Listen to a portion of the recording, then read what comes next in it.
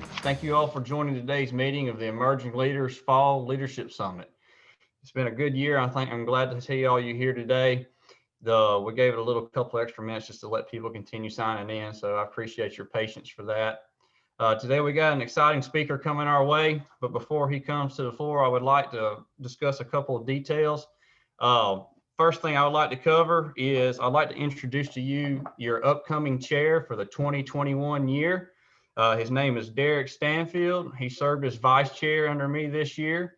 And Derek, if you don't mind, would you mind saying something to the group and just introducing yourself? Thanks, Gordon. I appreciate the opportunity to serve the Georgia Forestry Association Emerging Leaders this year. It's been a pleasure to serve as chair-elect next to Gordon this year. I appreciate his service.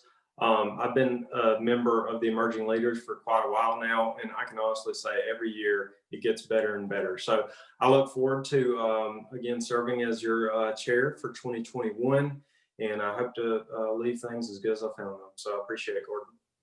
Thank you, Derek. Appreciate your comments there.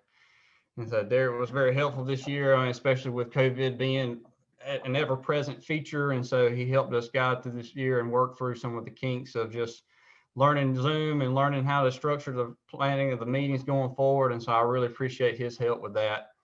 And so speaking of vice chair, I would like to mention the elections that we ended with on Tuesday. We had 4 strong candidates, any of which would have done a tremendous job fulfilling the role as vice chair for 2021. But unfortunately, we had to pick one. And so the gentleman that won was Mr. Jace Brooks with Westervelt. Jace, if you don't mind, would you mind sharing your screen and introducing yourself as well? Absolutely, Gordon. I appreciate the opportunity. I'm Jace Brooks. Just got announced, but I'm really excited about the opportunities in front of us. Just like Derek mentioned, I think this is a great organization, and I think we've got a lot of momentum moving forward for the industry, and really do some positive things for the forestry world here in Georgia, helping out and serving in the best capacity that I can, and looking forward to meeting all of y'all. Great. Thank you, Jace. I really appreciate your willingness to serve as vice chair, and look forward to you leading everybody in 2022. So thank you again for that. And one last thing I want to cover is just to remind everyone is that this is a live session. Please feel free to submit your questions. The Q&A tab is at the bottom of your screen. The group of panelists will summarize all the questions, and we'll present them to the speaker at the end of his presentation. And so without further ado, I would like to welcome to the floor the president and CEO of the American Swimming Pool Company, Mr. Stewart Vernon. The floor is yours. Thank you, Gordon. Thank you, Jay. Certainly thank you, Mike, and everyone else who's helped make this possible to have us here today. I'm honored to be able to speak to the group. Unfortunately, having to do it virtually, which I know we're all exhausted of Zoom and Google meetings and everything that's come with the past 7 or 8 months with this pandemic. But these guys did a really first-class job, Matt and Gordon, in helping prepare for this event, which is never easy to do virtually. So I was thinking about it this morning. I can also safely say that I've done a fair amount of public speaking, and I enjoy speaking to groups and interacting with groups. But this is my first virtual speaking event. So that's unfortunately a distinction that we have here today for the GFA. But I do appreciate you having me, guys. And my goal here today is just to have an informal conversation with you, starting with giving you my business history, my background, telling you my story of the company, how we started, why we started, how we grew and grow and continue to grow into the future, and ultimately share with you, some thoughts and some points that I hope you can take and apply to your own world. Whether you necessarily own your own business or not is really beside the point. A lot of what we'll talk about today and what I want to share with you through my story really can apply to any and all aspects of business, whether it be through folks that you work for, work alongside, or have working underneath you. The fact that you're on this call and part of this group, shows to me that you are a leader and that you're trying to become a better leader. Because the hard part is doing meetings like this, right? We all have phone and email and employees and families that take precedent over doing the hard proactive things like this. So I commend you all for being here and being willing to go the extra mile and try to improve your leadership skills. Those will apply and impact your career and the rest of your life. So, with that said, I'm just going to start from the beginning and tell you my story, who I am and how we got to today, and how it can apply to your life. I'm from Macon, Georgia, and grew up here, lifelong entrepreneur. I knew, from an early age that I wanted to do my own thing and be my own boss and carve my own future. And that really is where the word entrepreneur comes from. It comes from the French verb entreprendre, which means to undertake. And all of us in some way are entrepreneurs. We all undertake projects and tasks and things and lead. And that ultimately makes us an entrepreneur. And so I think I knew that from an early age that I wanted to be an entrepreneur, wanted to be a businessman. And I started washing cars at about age 13 and 14. Selling baseball cards. Eventually, I'd move on to selling crybaby candies out of my book bag in school, and always had that yearning and desire to do my own thing. By the time I would graduate from high school, I had a car detailing business here in town. I had 2 employees that worked for me. And that really cemented the fact that I wanted to go to college and come back and start a business. Didn't know what it would be. Didn't really matter to me at the time. Just had to be working for myself. So I would go off to the College of Charleston, graduated high school in '98, and would graduate college in '02. And while I was there, I continued to cement that fact that I wanted to own my own business some way, somehow.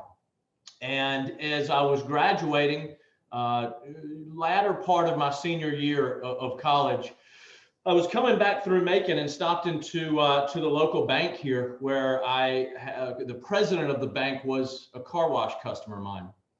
And that'll kind of be my first pause in my story, where I'll tell you, a lot of times the contacts that you guys are making today, every day, are building your contacts, whether you know it or not. They are folks that you will come across again in your future, and sometimes in a big way. So remember, everyone you meet is a contact and can be valuable. So I stopped into a contact's office, the president of a bank, and I said to him, I love business and I'm going to start my own business. Do you have any thoughts or ideas of what I could do? And he said to me, Stewart, your timing is perfect. He said, my business partner and I were just talking about how fragmented the swimming pool business is, how disconnected it is, how mom and pop it is, and it needs some reinvention. They said, we don't know any more than that about it, but if you're interested in going back and doing the research and doing the hard work and figuring this business out, we'll back you. They were going to be the financial backers. I was going to be the operator and start a pool business. They said, take some time and go back and think about it. This is something for you, let us know. And, I remember driving back to Charleston. My wife, currently today, my girlfriend at the time, was with me. And I said, this is it. This could be my opportunity to really launch a business right out of college, make my own way, make my own name.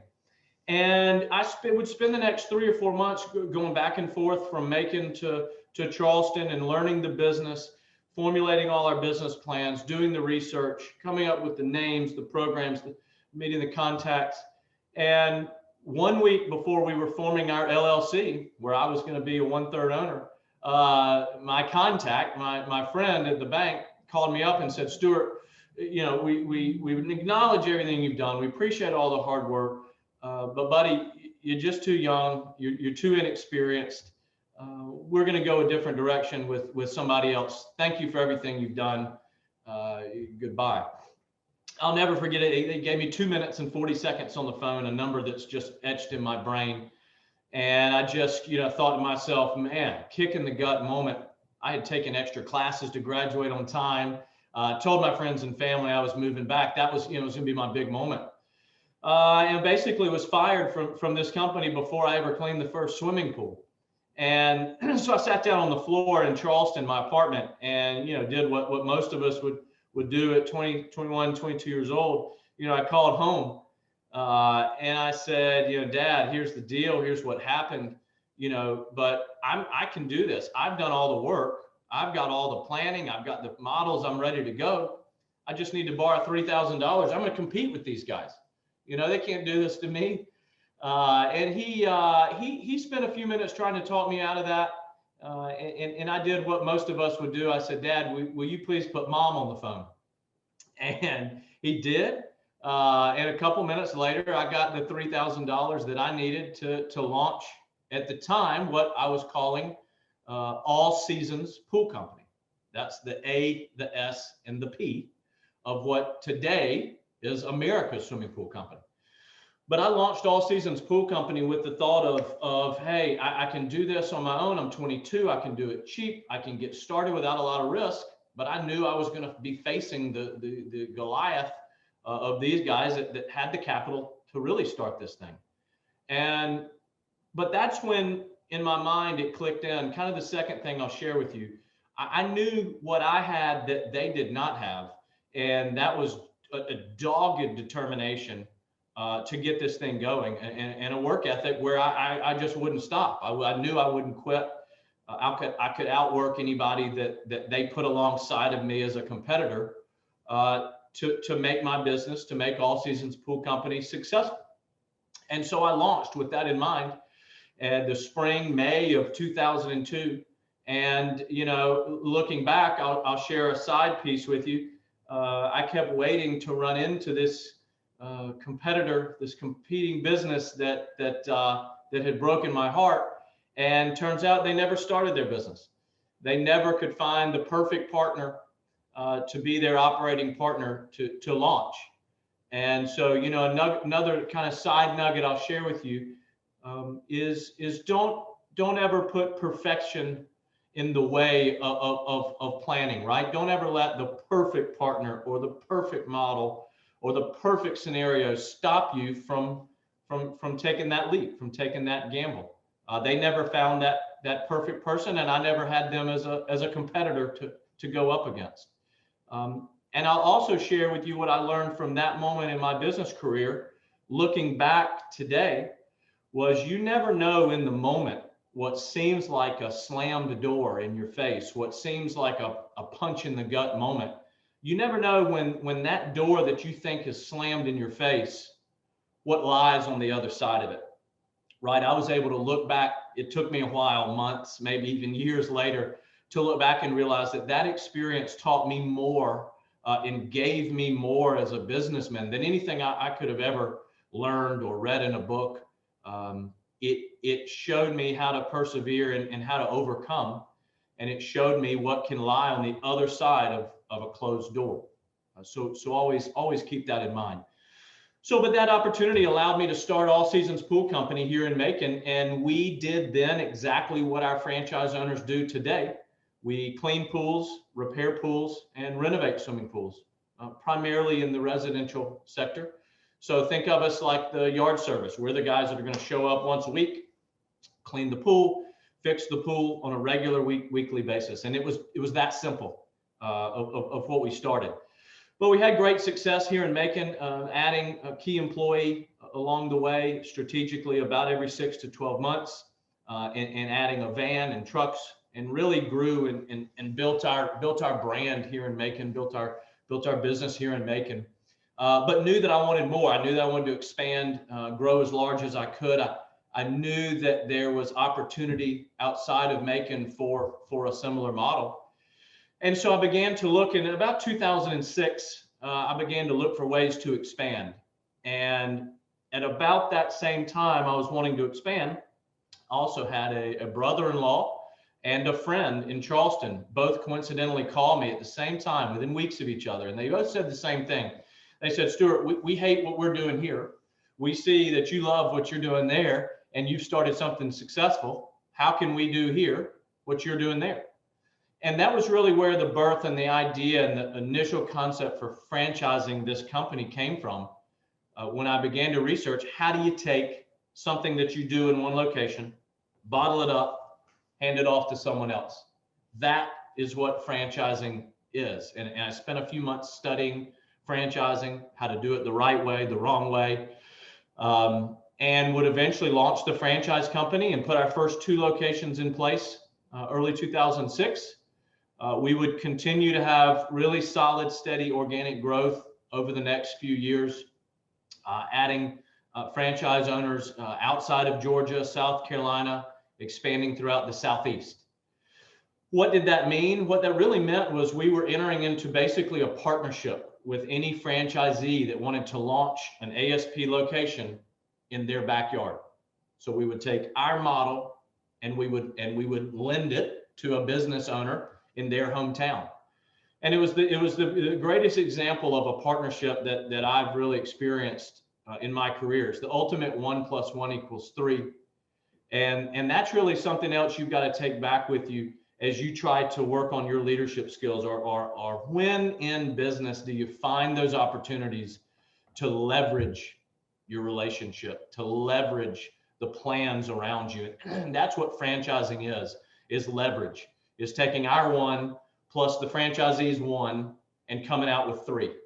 The 1 + 1 = 3 example is what franchising is. And a lot of our owners are looking for a roadmap to how they can start their own business in their town. But along the way, I learned a very valuable lesson too, that we had to put the success of our franchisees ahead of everything else. We were in business to serve our franchisees. Our franchisees are in business to serve their customers, right? So our customers are satisfied by our franchise owners. And so it becomes our job every day to figure out how can we better serve our franchise owners so they can better serve their customers. And I think in any industry that any of us are in, that's that streamlined process that we all see of delivering our product to our customer. And so the franchise model was born in 2006. We would continue to add and grow organically. Eventually 20 franchise owners would turn into 30 to 40 to 50. We approached and passed the 100 franchise owner mark here a couple of years ago. And currently today we're at 115 franchise owners operating in about 300 cities in 23 states throughout the country. We are the largest swimming pool cleaning company in the country. Interestingly, we're probably the 2nd largest in the world, behind an outfit in Australia. And how did that happen? That's kind of the end chapter to what we've been doing for the past 15 years. It happened by leveraging these right relationships time and time again. It happened by putting the right key employees in place here at my office, the corporate office where we are today in Macon, Georgia. We really brought on our first team member here in 2006, and we would strategically add a new team member about every 6 months. We would build the careers of these team members here so that they could go and help my franchise owners flourish, who could then serve more and more and more customers. And ultimately, that's that leverage that I talk about in business and in franchising specifically that is so powerful. We would learn along the way many things. We are such a different organization today than we were when we first franchised 14 years ago in 2006. We continued to innovate. We were never satisfied with the status quo. We always are looking to continue to strive to be that dominant industry, that dominant pool player in a fragmented industry. And that's hard. That means, again, like I opened with, doing the hard things, constantly pushing the envelope, because you have to run your business as a paranoid, meaning you have to be worried about what's over that shoulder right there, who's coming along behind me, who's just a half a step behind me that might one day outpace me and outrun me. And so me and my staff and team here, we constantly operate with that in mind. One of the biggest turning points for the company was about 10 years ago, 12 years ago, when I decided to bring on a partner. At the time, we had 10 or 15 franchise owners, 10 or 15 locations, and we were growing, and I really felt like we had something. But I had to make a decision. Did I want to be Stewart, the pool guy in Macon that had 10 or so franchise owners, or did I want to take the leap and try to take this thing to a national level and be a national player in this business that we're in? And I knew in order to do that, I needed a true VP, a true right-hand man, a true partner. And I found that with my attorney at the time, Tom Swift, who eventually would become my business partner. He was looking for an opportunity. He didn't like law. He didn't like what he was doing. And he knew me. He knew my business. He knew my background. And he was looking to take a leap. And my business needed a leap. We needed that next step. And so again, I really think I had my eyes open, as I would encourage you all to do. Use your contacts. Who's around you? Who do you work for? Who works under you, with you? How can you leverage those relationships to grow exponentially? That's really what I discovered when I found my partner, Tom Swift, 2009. And he came on and bought into the business. He bought a minority stake in ASP Franchising, and he would become my partner. He would work alongside me and my staff here at the franchising company day in and day out. And that was a huge step in the life of this business that would allow us to become a global company. Tom and I would grow this thing and eventually really have a national presence where we got some notice. Some large companies out there, some private equity companies took notice. And we made the tough decision 2 years ago, October 2018, to sell our business to a national company that owns franchise brands just like us in the home franchise business. They're called Authority Brands, and they're owned by a private equity firm. And so we went through that painstaking process of, do we want to sell our baby? I was fortunate enough to really to use some contacts I had and was introduced to a company that was the perfect fit for us. They didn't want to get rid of me.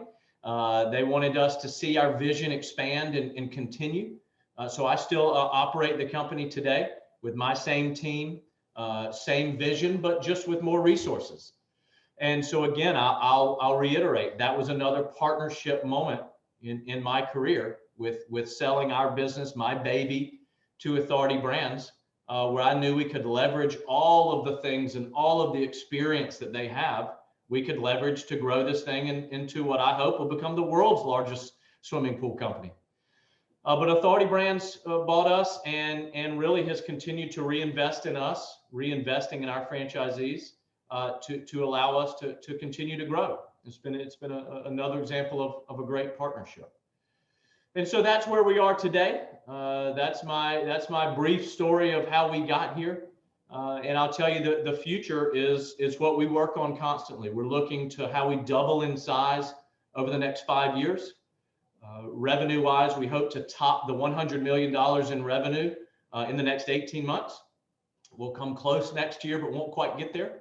So if you think back in summary to what that really means from my story, my first year in business, starting out after the door was slammed in my face, I did $72,000 in revenue in 2002. And we will come very, very close next year to reaching the $100 million in revenue mark with over 125 franchise owners, 500 trucks on the road, serving about 20,000 swimming pools each and every week.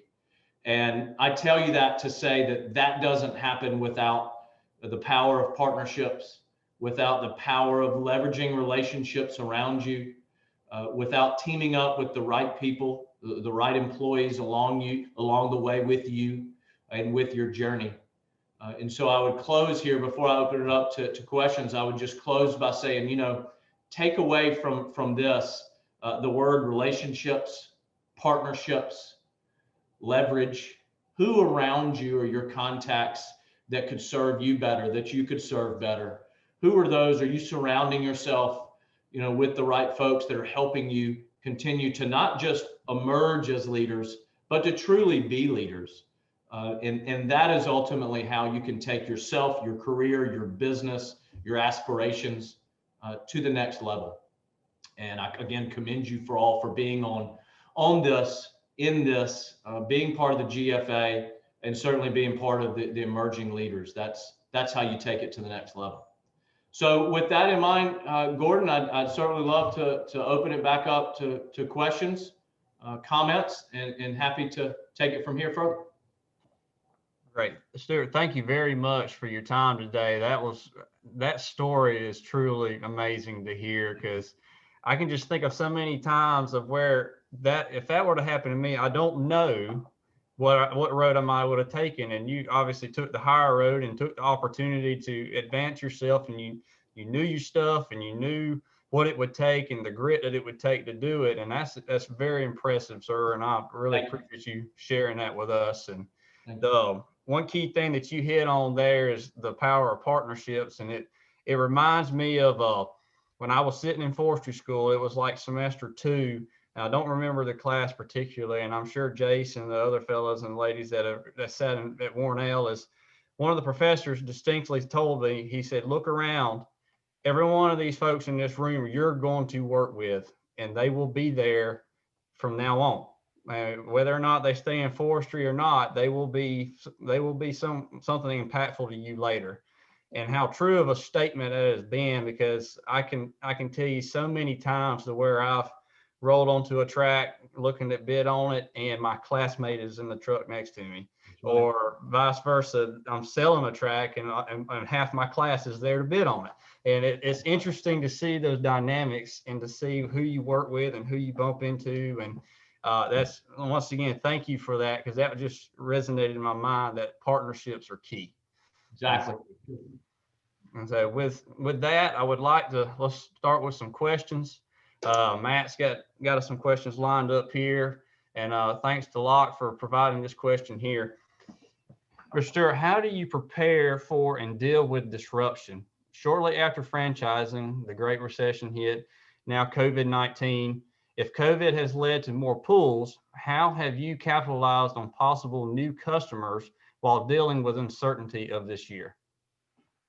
Yeah, what a great question, and interesting that person, Mr. Williamson, he was paying attention to the timeline of that story, because you're exactly right. When you look back over the, if you lay out a timeline of our business, and on that timeline, you lay on there the two most impactful or disruptive things that have happened in my career, would be the Great Recession in 08, 09, really even 010 as it lingered, and COVID, no question about it.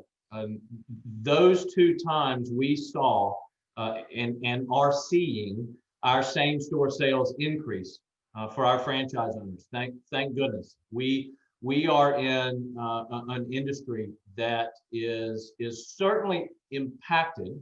Certainly consumers, anytime a consumer is concerned about spending money, that's not good. However, I think you have to weigh that against what the alternative would be. It could have been a lot worse.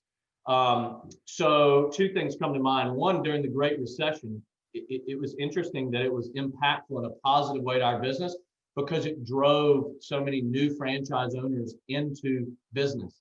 They didn't know that they were going to be forced out of, could have been a forestry business, could have been a pharmaceutical rep, could have been a banker. Got countless examples of good franchise owners of ours today that came to us 09, 010 at the end of whatever career they were at that moment. So we took that opportunity, Tom and I did, really to capitalize on how do we present ourselves to make sure that these tremendous business-minded people know about the swimming pool industry, right? Because they weren't leaving the bank thinking, oh, I'd like to go into the swimming pool cleaning business. So we had to show them that roadmap. We had to show them why we were an opportunity for them to consider, and turned out to be an incredible thing for our company. Drove a lot of great franchise owners to us in 2008, 2009, 2010. Excuse me. Fast forward to COVID. That, as we all know, is a little bit different of a situation, right? In late January, we're forecasting blue skies and red roses popping up all over the place. And 6 weeks later, we're having people saying we can't show up to work. So that was a scary, very short term. We were very fortunate that we were deemed an essential business. I made sure that my office was here every day, figuring out safely, socially distanced, right? We were here every day working at what benefit can we bring to our franchise owners to help them stay open. We were actively involved with the PPP loan program for them. 70% of our franchise owners applied for and got PPP money, which was tremendous because they didn't lay anybody off. For us, I can say it worked exactly how the government would have hoped that it did. Our guys saw a slowdown for 2 or 3 months while the customers caught their breath, kept everybody on staff, and immediately sales picked right back up with where they left off. So long answer there, I'm sorry, but those were 2 wildly impactfully, wildly different events in our business. Great question. Thank you. Let's see, Matt, let's get the next one here.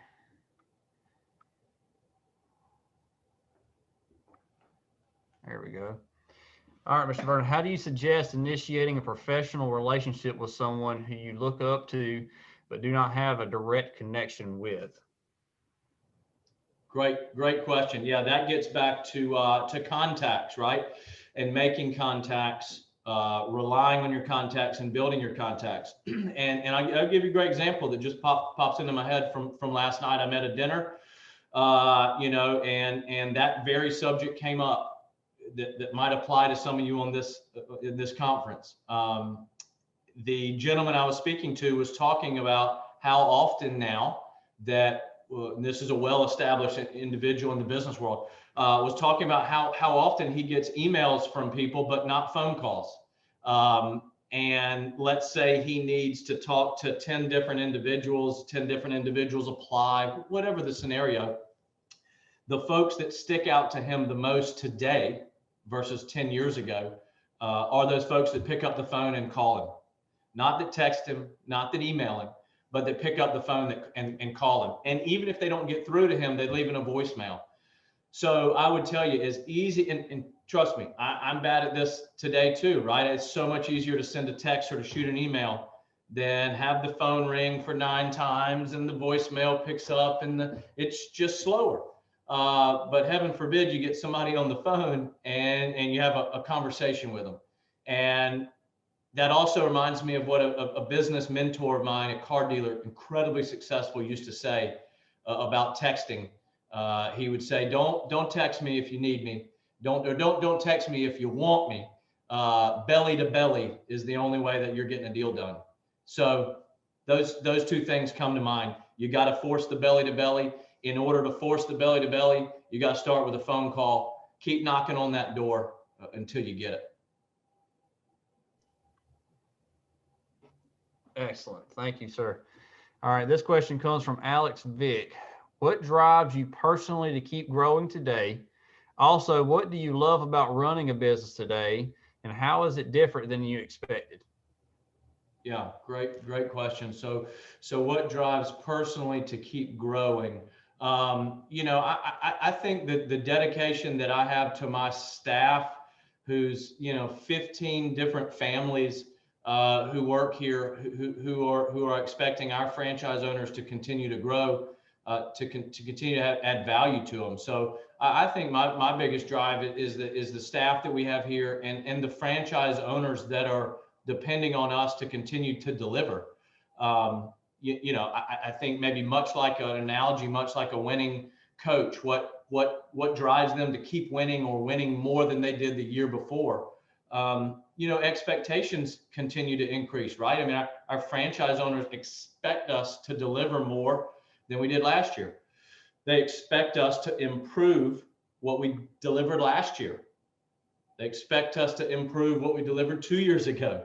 So I think that pressure mixed with the fact that this is still my baby and I want to see it succeed. Don't have the question in front of me, but I think the second part of it, was how is it different today than what I would have envisioned? I mean, that's the great part about that question is it makes you sit back, because you don't do it very often. It makes you sit back and reflect, right? Well, would I have ever envisioned that I'm sitting at a desk with talking about 120 franchise owners and being one of the country's largest swimming pool cleaning companies. I think it would be foolish and arrogant and incorrect to say, yeah, this is what I started out to do 17 years ago. But what I will tell you, what I did start out to do 17, 18 years ago is started a great business in my original market and know for a fact that I wanted to grow it. So I had that desire and drive in mind that I was going to do something and do something on a large level. I think what that tells you about business is, again, you've got to have your eyes wide open always. You've got to be prepared when an opportunity is in front of you to pounce on it, grab it, and then strategically and consistently grow it along the way. And then 18 years later, you're able to answer that question. How does it look today versus what you thought? So. Great, thank you. Let's see. All right, next question. How do you effectively delegate tasks as your duties and responsibilities evolve? Great question. One of the things that a leader has to learn, I don't think you can read a book and learn this skill. You will only be a great leader of multiple things, multiple people, multiple businesses, if you learn to delegate and delegate effectively, which you probably know by asking me that question. Here's the trick though. The trick is forcing yourself to delegate when you want to do it yourself, right? Because in order to grow and in order to do more tomorrow than you did yesterday, you've got to do something. You've either got to come up with more time in your day, more hours in a minute, which is going to be difficult, or you've got to surround yourself with the right people and then trust in them and delegate to them. Again, that sounds like something that would have come out of a textbook. It's not. It's just the reality of what a business owner or a leader is faced with. You've got to have the confidence to know in your position to know that you will not dramatically evolve in your role without finding folks to surround yourself with and then delegating to them. And Lord knows, I've got some staff members that I delegate things today that I wouldn't have a couple years ago to that staff member. I had to continue to mold that person, monitor. It's a process, and slowly and strategically give more and more responsibility to that person and still monitor. And then it's a balance of helping coach while at the same time trying to take hands off and let them do their job. You coach, hands off, let them do their job. It's a dance, it's an art form. You younger leaders especially just have patience with it, but know it's something you've got to develop. You've got to develop that skill set. Great. So let's see, next question is, what characteristics slash qualities are you looking for in a franchise owner? Given they are representing your company, how do you screen individuals for the process? Yeah, great question. That's a delicate balance, Tyler, in that it's a catch-22, because on one hand, we have to have owners that will represent our brand correctly. But at the same time, we've got to take a gamble that the person who wants our franchise and who has the capital to do it has thought about the fact that they're about to start their business, a new business venture. They're about to make a big leap and make a big investment. So it's not as hard as you would think, because somebody that has done their research on our brand, our company, today we have so much information on our websites and so much history that by the time somebody comes to us, they've pretty much made up their mind that they want to do something. They're going to start a business. We have to make sure that they go through the process, so they're processes-oriented person, and that they have the capital. More than anything else, the one thing we can't take a test on is do they have the work ethic? And so that's what we try to find out during our process. We make them jump through hoops and come here for meetings and get on phone calls to find out ultimately, does that person have the capital, which is pretty easy. You either got it or you don't. And do they have the work ethic? That's the most important trait that we can have, because we can't teach that part. If those two things are there, our franchise owners are going to be successful. They're going to take our model and they're going to be successful. But we are very mindful of that. Yes. Just kind of the spinoff to that question that kind of made me think about. I remember reading on some of your information online that you're a big supporter of entrepreneurial businesses. And so do those franchise owners, are they financially backed by you sometimes too? Or are they strictly, if they meet the criteria, they can fit the mold, you sell them that portion of the business? Yes, good question. As a business practice, no, we do not finance anything that our franchise owners are doing. They're coming to the table with their own capital. That's kind of their skin in the game, if you will. Our skin in the game is that we've got hundreds of hours in training them, thousands of dollars of marketing materials and things that we put up on the front end to help them get going. And ultimately to be that partnership. We're taking our model, we're taking their capital and work ethic, putting it together and helping them launch a new business. Personally though, yeah, I have a huge passion for entrepreneurship. I'm involved with several other businesses, as is Tom Swift, my business partner. We're always looking for an entrepreneurial minded individual that wants help taking their business from just a business to a company, or from a business to a brand. That's who we've looked to back over the years in several other businesses, as well as just a passion for pure entrepreneurship. I've taught classes before on it and helped young emerging entrepreneurs try to get going. That's excellent, because my mind immediately goes to my wife, that she's got a finance background, a banking background, and she's no longer in that business, but she's still, I remember her coming home constantly thinking, man, I saw a guy today that had a tremendous idea, but because he was young, because he didn't have credit, or because he didn't have the financial background or something, he or she couldn't get that start. And so to have people like you there to kind of give them the bump, to get them over that hump and to see the potential there, that's tremendous. So that's excellent, sir. So thank you for that. So let's see, we got another question here. All right, when you hit a speed bump or make a mistake as a leader, do you believe in addressing it publicly or privately? That's tough. That would be case by case, obviously, right? But I'll answer that a little more philosophically, because I think I understand the root of the question. I have never been afraid, to address a mistake publicly. But it is also at the same time very important to address specific people privately, one-on-one, if or when something arises, to make sure that they hear your perspective. So I also don't want to use the word mistake as much, right? Because that's the connotation there, is that, I screwed something up, or you screwed something up. Because I get asked this question a lot. Maybe this question is coming and it'll preempt it, but what's the biggest mistake you've made in business? I don't like that question personally. I never have, because I feel like, looking back on my business career, certainly there have been mistakes that have been made, meaning, man, I wish I had done X or Y, or I wish I had gone left or right because X, Y, Z, or ABC, whatever the scenario. But I always find myself, when I look back on things like that, I always find myself going, yeah, but you know what? Because we did it this way, then look at what happened. Or sure, we could have done it a better way back then, but look at what we learned when these things happen. So I always try to answer that question with perspective of the mistakes that you make in business or even in life are usually your greatest teachers, if you'll allow them to be.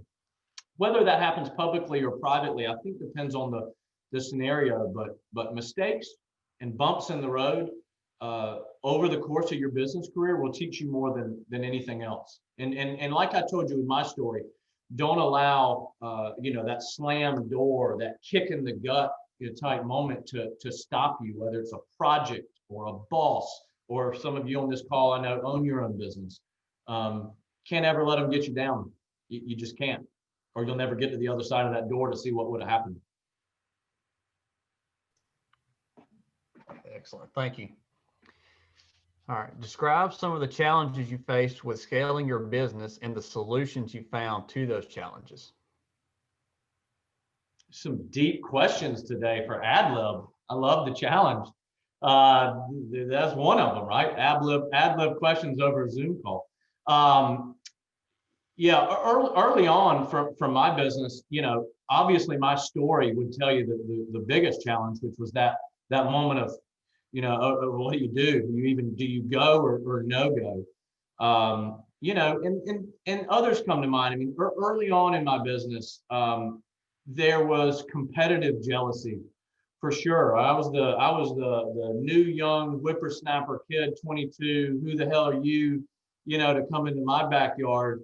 You don't know anything type. I experienced a lot of that early on, and looking back, I would say, I feel like I handled it pretty well. Looking back, I didn't realize it at the time, but cooler heads were prevailing, and I was just keeping my nose down and grinding, to not let that noise or distraction get me, because there was, I mean, I had letters sent to me by local competitors that were threatening me, and I mean, the pool business turned out to be some, kind of, might have been some of the mafia. And so I remember the noise so clearly. It was loud, and it was kind of scary being 22, 23, 24 and disrupting an industry. So I would never let the noise get to me, and always try to stay focused. And I think I would continue to apply that for the rest of my career. Excellent. So next question is, what are some of the ways people from your company are out making a difference in their communities? Yeah, so we started an initiative as a company. So if you look back over our career, Tom and I believed in finding local charities to support, and that really became that really became too small for who we were as an organization. We needed something more global, more national, that we could hang our hat on. And so we formed an idea we had a few years ago called Clean Water Matters. And we started an initiative where we, ASP, American Swimming Pool Company, was going to be the primary sponsor for an organization based out of Charleston, South Carolina, a doctor-run organization that would go to Africa and now Nicaragua and emerging countries. And they are building self-sustaining hospitals. But the biggest challenge that self-sustaining hospital has is clean water. And so if you think about that, and you think about what is our biggest challenge as an organization every day, and it's keeping water clean, but for a totally extremely different reason, for a luxurious reason, right? And so if you mirror, why are we out in business every day to keep water clean? And what is that organization trying to do? Put clean water in a self-sustaining hospital in a third world country. We came up with Clean Water Matters, because it matters for us and it matters for these hospitals. And so we made a pledge of over $250,000 over a multi-year period to provide all the water, the wells for these self-sustaining hospitals. Our franchise owners and their community go out and help raise money on Clean Water Matters Day of Giving. And that money, along with our corporate pledge, goes to that organization, to that initiative. So clean water is in summary the answer to that. Excellent. You kind of opened the door for us. Our sales pitch is working for us creates clean water. So we're all in it together for clean water. That's right. And so let's see here. I think we got one more question that's from on the Q&A here, and I was just going to ask that so Matt and then didn't have to put it up. But do you have a well-known / famous leader whose ideals you aim to embody? You broke up a hair, Gordon. Say that again, please. Say, do you have a well-known / famous leader whose ideals you aim to embody? Oh, yeah, great question. So a couple things that's a deep question too. A couple things come to mind there. When I taught an entrepreneurship class at Mercer here a few years ago, I taught, I would bring in business leaders every week to share their story and share their ideals, folks that I felt like embodied my ideals.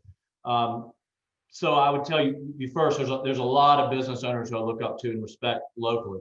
But a book that I had them read was How to Win Friends and Influence People. Don't let the title sometimes can sound funny. You're trying to win over friends and influence people. No, it's really a book about relationships and how you interact with people on an everyday basis. Dale Carnegie wrote the book 60, 70 years ago. And it's about interacting with people and how the things that you say, the words that come out of your mouth, the phrases that you use, might mean something totally different to somebody else. What you say and what you mean might be heard totally differently. And that book is about how to be a better relationship manager, a better father, a better brother, husband, and a better boss. So that's a book I highly encourage any leader to read, is how to win friends and influence people. Easy read. I try to embody a lot of that. I've learned to be a better communicator because of that book, and learn to look at things differently because a lot of those ideals. There's also a book out there when you really get into the micro of business. It's called The 1 Minute Manager, and it's very short, concise. It gets back to that question that was asked earlier about delegating things. How do you effectively get done the most that you can get done in a day, a week, a year? And it involves a lot of the skills around delegating, assigning duties, allowing your team to perform, and what you expect out of them. So those are two great books that really have influenced me, and I have a lot of my key staff members here read them as they grow and develop into leaders around me. So it's kind of what comes to mind. Excellent, thank you. And so with it, I believe that brings us to the end of our Q&A part. I'd like to thank everyone for the great questions, and there was some deep thought ones asked there. That was good. It was good. I like it. And so once again, Mr. Vernon, thank you very much for taking the time to spend with us today. I know you're very busy, and I understand that, and I definitely appreciate the time spent, because I know I gleaned a lot of good information from this, and I hope it did for the rest of our membership as well. And so without further good, thank you. And without further ado, I want to turn over the closing part of this meeting to Derek Stanfield to let him close out our meeting. Well, thanks, Gordon, and great session. Congratulations. Thanks to all of you who joined today. Thanks for our presenter, Stewart Vernon, for some very sage career advice. I would just give the parting thought that this is the emerging leaders. You are a leader, whether you like it or not at this point, you are, and we want you to be involved. So next year, we're going to hit the ground running and look forward to doing so. Reach out to me with any questions or comments or ideas that you may have. We're always ready to hear them and implement them. You can get my contact from any of the GFA staff, Matt or Tom. Thanks again for your participation in this group. There is a role for everyone, and we look forward to, if not seeing you belly to belly next year, certainly face to face. Happy holidays and Merry Christmas, everyone.